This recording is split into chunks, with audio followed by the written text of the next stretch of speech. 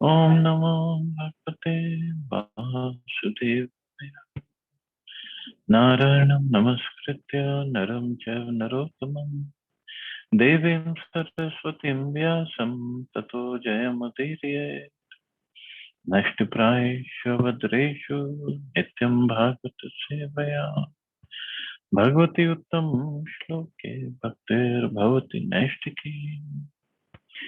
So continuing with the discussion on Srimad Bhagavatam, Canto 7, Chapter 9, Prahlad pacifies Lord Nrsimhadev with prayers. Text number 42 onwards. Ko nvatrati akhil guru bhagwan prayasa uttarene asya bhava sambhava lopahetu mudeshu ve mahad anugrah artbandho kim ten te priya janano nu sevatam naha.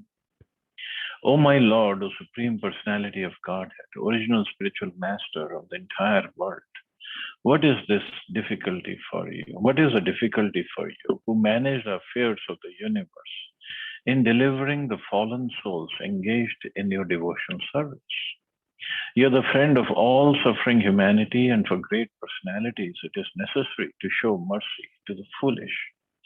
Therefore, I think that you will show your causeless mercy to persons like us who engage in your service.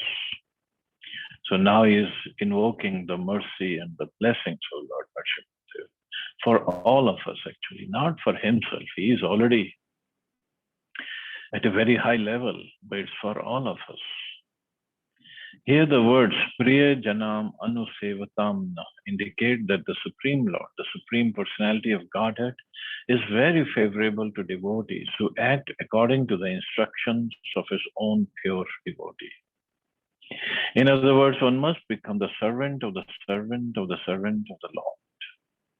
If one wants to become the servant of the Lord directly, this is not as fruitful as engaging in the service of the Lord's servant. This is the direction of Sri Chaitanya Mahaprabhu, who shows us the way to become Gopi Bhartu Padakamaleo, Das Das and Das. One should not be proud of becoming directly the servant of the Supreme Personality of Godhead. Rather, one must seek a pure devotee, a servant of the Lord, and engage oneself in the service of such a servant.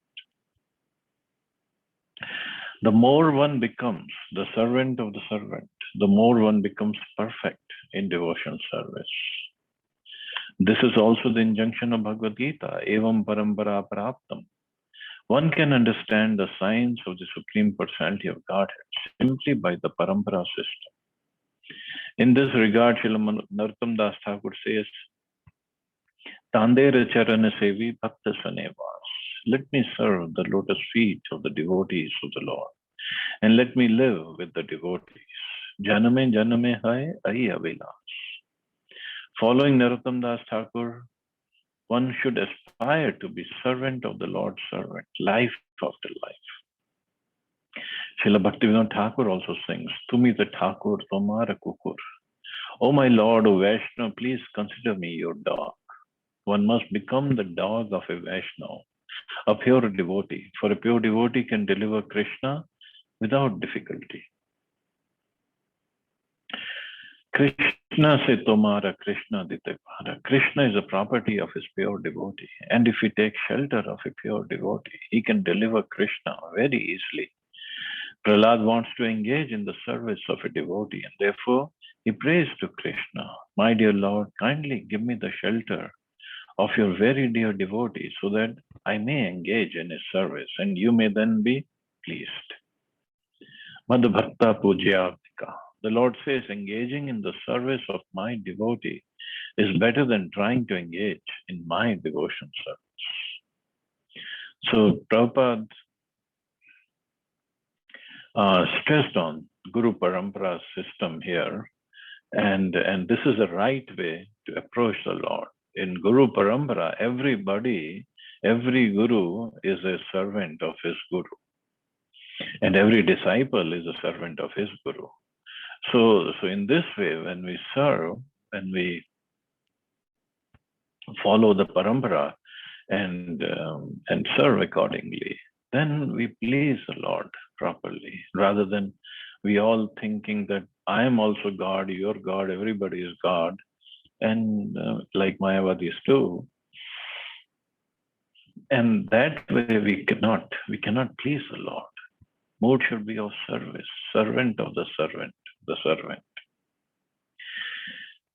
And Prabhupada says another significant point in this verse is that by devotional service, Prahlad Maharaj does not want to benefit alone. Rather, he prays to the Lord that all of us fallen souls in this material world may, by the grace of the Lord, engage in the service of his servant and thus be delivered. The grace of the Lord is not at all difficult for the Lord to bestow, but thus Prahlad Maharaj wants to save the whole world by spreading Krishna consciousness. So this is the mood of Prahlad Maharaj that Prabhupada adopted.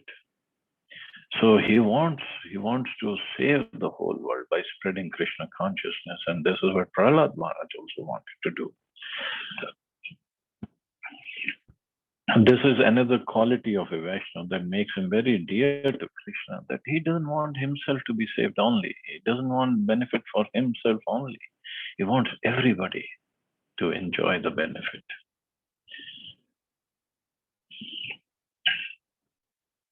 And next verse is very, very important, showing the mood of Prahlad Maharaj. Navudvije par durutyaya vetaranyas twadvire gayana mahamrit magna chittaha shoche tato vimukuchetas indriyartha maya sukhaya bharam udvahato vimudam. O best of the great personalities, I am not at all afraid of material existence. For wherever I stay, I am fully absorbed in thoughts of your glories and activities. My concern is only for the fools and rascals who are making elaborate plans for material happiness and maintaining their families, societies, and countries. I am simply concerned with love for them. So this is what Prahlad Maharaj says. For me, I'm not at all afraid. I can live anywhere and be engaged in your fully absorbed in the thoughts of your glories and activities. But what about all these fools and rascals who are making elaborate plans for material happiness and maintaining their families, societies, and countries? And that is basically 99.99% of the population. This is what we all are busy in, making plans, elaborate plans, without even thinking of where are we going. Throughout the entire world, everyone is making big plans to adjust the miseries of the material world. And this is true at present, in the past, and in the future. Nonetheless, although they make elaborate political, social, and cultural plans, they have all been described herein as vimuda, fools. The material world has been described in Bhagavad Gita as dukkhalayam ashashvatam, temporary and miserable. But these fools are trying to turn the material world into sukhalayam, a place of happiness, not knowing how everything acts by the arrangement of material nature, which works in our own way. Prakrite kriye manani gune karmani sarvesha.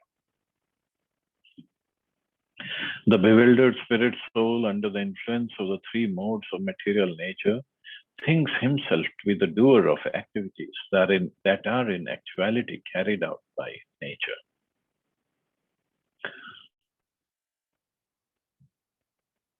So this is the condition of the material world. Everybody is trying to be happy or comfortable, making elaborate plans.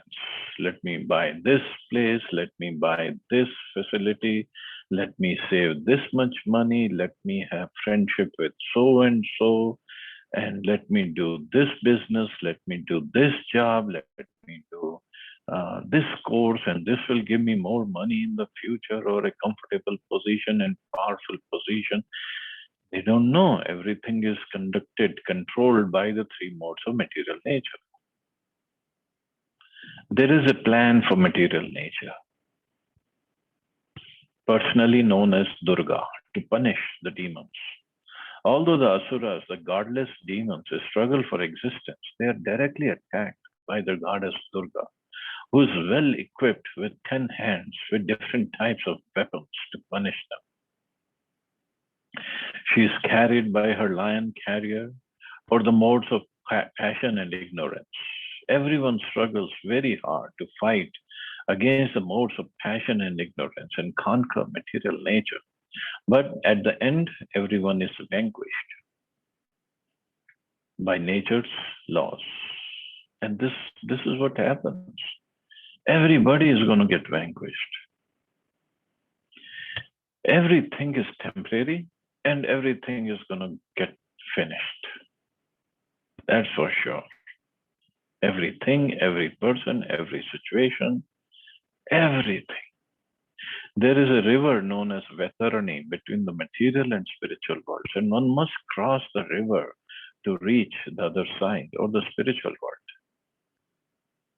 This is an extremely difficult task. As the Lord says in Bhagavad Gita, Devihi Esha Gunamayi. This divine energy of mind consisting of the three modes of material nature is difficult to overcome. And difficult is very simple word. It's very, very difficult, almost impossible. The same word Duratyaya, meaning very difficult, is used here. Therefore, one cannot surpass the stringent laws of material nature except by the mercy of the Supreme Lord. Nonetheless, although all materialists are baffled in their plans, they try again and again to become happy in this material world. Therefore, they have been described as Vimuda, first-class fools. As for Prahlad Maharaj, he was not at all unhappy. For although he was in the material world, he was full of Krishna consciousness. Those who are Krishna conscious, trying to serve the Lord, are not unhappy, whereas one who has no assets in Krishna consciousness and is struggling for existence is not only foolish but extremely unhappy also. Prahlad Maharaj was happy and unhappy simultaneously. He felt happiness and transcendental bliss because of his being Krishna conscious, yet he felt great unhappiness for the fools and rascals who make elaborate plans to be happy in this material world, and in the process they are suffering. Not just suffering in this life, but Prahlad Maharaj could see that they're going to suffer in subsequent lives also. So that is the mood of compassion. This is what pleases the Lord. When a devotee has that compassionate mood and he tries to help somebody, even if he helps one person, that's it. Out of compassion, not out of passion, not out of competition, not out of enviousness or anything. Out of compassion. Why is this person suffering?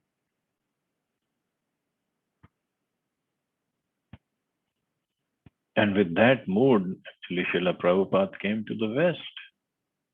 And not just came to the West, he traveled all over the world 14 times to preach, to help people, to guide them, to motivate them, to inspire them to take up Krishna consciousness. And those who had taken up, Prabhupada went all over to help them, to teach them different aspects of bhakti.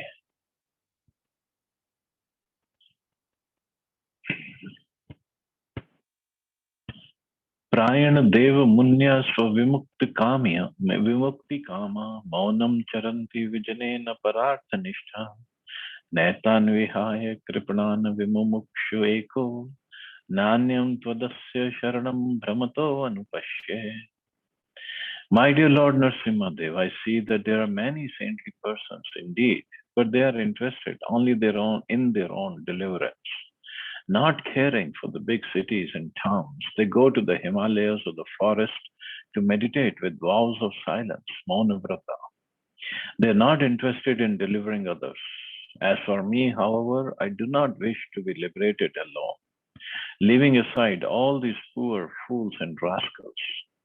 I know that without Krishna consciousness, without taking shelter of your lotus feet, one cannot be happy. Therefore, I wish to bring them back to shelter at your lotus feet. This is the real mode of a preacher. This is the decision of the Vaishnava, the pure devotee of the Lord. For himself, he has no problems, even if he has to stay in this material world, because his only business is to remain in Krishna consciousness. The Krishna conscious person can go even to hell and still be happy. Therefore, Prahlad Maharaj says, Navo Dvije Paradratteya Vektaranaya. O best of the great personalities, I'm not at all afraid of material existence. Pure devotee is never unhappy in any condition of life. This is confirmed in Srimad Bhagavatam. Lord Shiva says, Narayana Parasarvena Kutaschan Bibhyati. Devotees solely engaged in the devotion service of the Supreme Personality of Godhead Narayan never fear any condition of life. For them, the heavenly planets, liberation, and hellish planets are all the same. For such devotees are interested only in the service of the Lord. And in fact, for devotees, wherever they are, and if they are engaged in the service of the Lord, that place is like Vaikuntha. And even if they are in heaven and there is no service, for them it's like hell. They're so attached to the devotional service. So for Prahlad Maharaj, he says, I have no problem. I can live anywhere, but I'm only worried about these fools and rascals. For a devotee, being situated in the heavenly planets and being in the hellish planets are equal. For a devotee lives neither in heaven nor in hell, but with Krishna in the spiritual world. The secret of success for the devotee is not understood by the karmis and jnanis. Karmis therefore try to be happy by material adjustment, and jnanis want to be happy by becoming one with the Supreme. The devotee has no such interest. He is not interested in so-called meditation in the Himalayas or the forest. Rather, his interest is in the busiest part of the world, where he teaches people Krishna consciousness. This is really Prabhupada's mode. This was his mode. He just traveled all over every city and so many places where he didn't even have proper facilities. Rather, in the beginning, there were no facilities before ISKCON was established. But he stayed, he traveled, he preached, and then he established ISKCON, which is doing a wonderful job all over the world. And this is what Prabhupada says, the Krishna consciousness movement was started for this purpose only. We do not teach one to meditate in a secluded place just so that one may show that he has become very much advanced and may be proud of his so-called transcendental meditation, although he engages in all sorts of foolish materialistic activity. A Vaishnava like Prahlad Maharaj is not interested in such a bluff of spiritual advancement. Rather, he is interested in enlightening people in Krishna consciousness because that is the only way for them to become happy. So Prahlad Maharaj, he said, I don't want to sit in a meditation somewhere in the forest and not worry about, not take care of people who are suffering. And he was like, I won't be happy in this way. Prahlad Maharaj says clearly, Nanyam Tvad Asya Sharanam Brahmatva Anupasya. I know that without Krishna consciousness, without taking shelter of your lotus feet, one cannot be happy. One wanders within the universe, life after life, but by the grace of a devotee, a servant of Sri Chaitanya Mahaprabhu, one can get the clue to Krishna consciousness, and then not only become happy in this world, but also return home back to Godhead. That is a real target in life. So bhakti, it not only makes us happy in this world, but at the end of life, it also gives us a chance to come back to Godhead. So at the same time, when we deliver the message of Chaitanya Mahaprabhu or Krishna to everybody, that makes us more happy. Actually, it does. When we see somebody, it takes time. Like Prabhupada also said, to make a devotee, it takes gallons and gallons of blood. Because we have to preach, we have to answer their questions, queries, doubts, and keep on inspiring them, motivating them. So it takes long time, but it's very satisfying to the heart when somebody takes shelter at the lotus feet of Krishna. The members of the Krishna consciousness movement are not at all interested in so-called meditation in the Himalayas or the forest, where one will only make a show of meditation. Nor are they interested in opening many schools for yoga and meditation in the cities. That's what so many other Babajis or other teachers do. They open school for yoga and meditation in the cities, but it doesn't help anybody. Rather, every member of the Krishna consciousness movement is interested in going door to door to try to convince people about the teachings of Bhagavad Gita as it is, the teachings of Lord Chaitanya. That is the purpose of the Hare Krishna movement. The members of the Krishna consciousness movement must be fully convinced that without Krishna, one cannot be happy. Thus, a Krishna conscious person avoids all kinds of pseudo-spiritualists, transcendentalists, meditators, monists, philosophers, and philanthropists. So because of all these books, all the literature, all the philosophy that Prabhupada has given us, we know it's a wastage of time going anywhere else. Of course, we can, if we get a chance, we can learn something and which we can apply, because everybody has some good thing to say, but ultimately it's all Krishna consciousness, following the philosophy and the books, instructions of Prabhupada. And that's how we'll make the progress.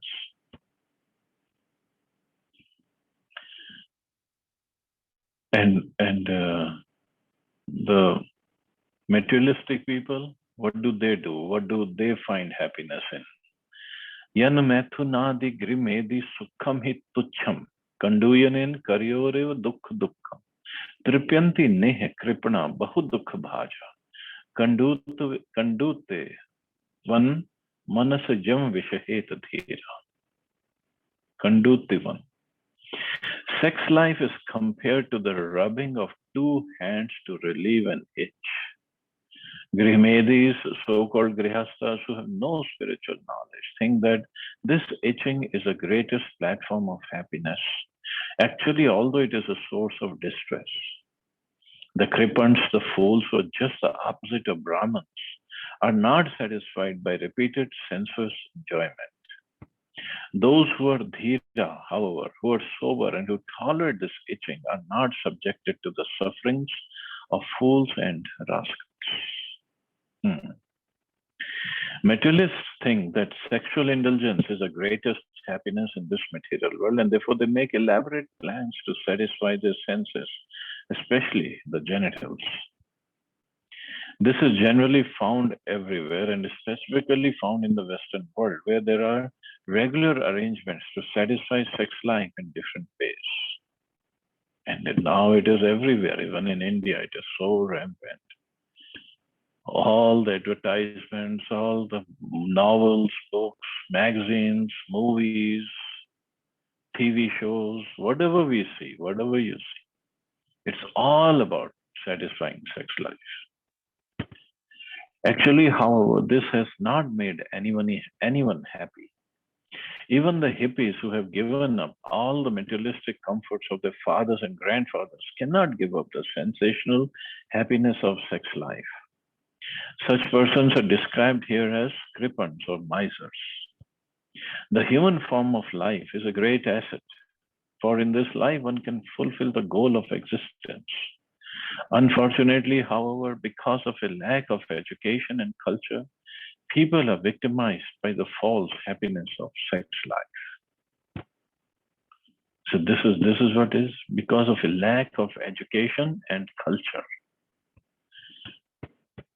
See, earlier days there was so much of culture in the sense the spiritual culture was there. So mind would not go into all these baser instincts. But now spiritual culture is gone, then the materialistic nature will have its effect, will take over anyway. Prahlad Maharaj therefore advises one not to be misled by this civilization of sense gratification, and especially not by sex life. Rather, one should be sober, avoid sense gratification, and be Krishna conscious. The lusty person who's compared to a foolish miser never gets happiness by sense gratification. The influence of material nature is very difficult to surpass. But as stated by Krishna in Bhagavad Gita, Mame viye prapadyante. If one voluntarily submits to the lotus feet of Krishna, he can be saved very easily. But that voluntarily submission has to be perfect, proper, not just lip service. Then Krishna will save. In reference to the low-grade happiness of sex life, Yamunacharya says in this connection, since I have been engaged in the transcendental loving service of Krishna, realizing ever new pleasure in him, whenever I think of sex pleasure, I spit at the thought and my lips curl with distaste. Yamunacharya had formerly been a great king who enjoyed sexual happiness in various ways. But since he later engaged himself in the service of the Lord, he enjoyed spiritual bliss and hated to think of sex life. If sexual thoughts came to him, he would spit with disgust. So, I mean, this is what bhakti does to a person's inclinations. It just cleanses everything from within his heart. And sex life is the last snare of Maya. Or, well, last snare is I am God, or maybe second last. And it's very hard to give up, very, very hard to give up. So many yogis and tapasvis have fallen down, or their progress had stopped because of this indulgence. Indra always uses this shackle or this trick to trick all the yogis and tapasvis. But for a devotee, although this Yamunacharya, he was a great king before, and he enjoyed sexual happiness in various ways. But when he became a devotee engaged in the service of the Lord, he hated to even think of sex life. This is what Krishna consciousness does. Makes one completely immune to all such desires. So this is what we have to make progress in, and that's what is stressed by Prahlad Maharaj. So we'll stop here. See anybody has any questions or comments?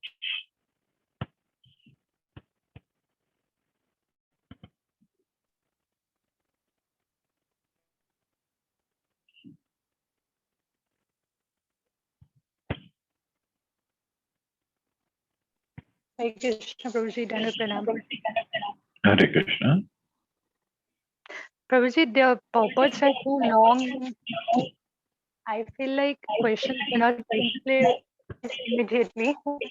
So I would love to hear from you about the explanation on only one purport, because it has got so much of knowledge to contemplate.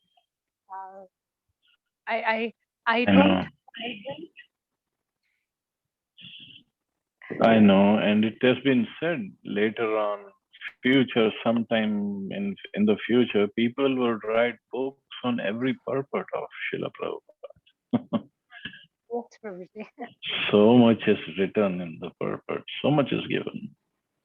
Actually, if I think about only one purpose, then the next you're ready, and then the next slide, and then next, I'm in doubts. So many different. But thank you so Yeah. much for all your Thank you. effort. Thank you. Hare Krishna. Hare Krishna. Jai Srila Prabhupada.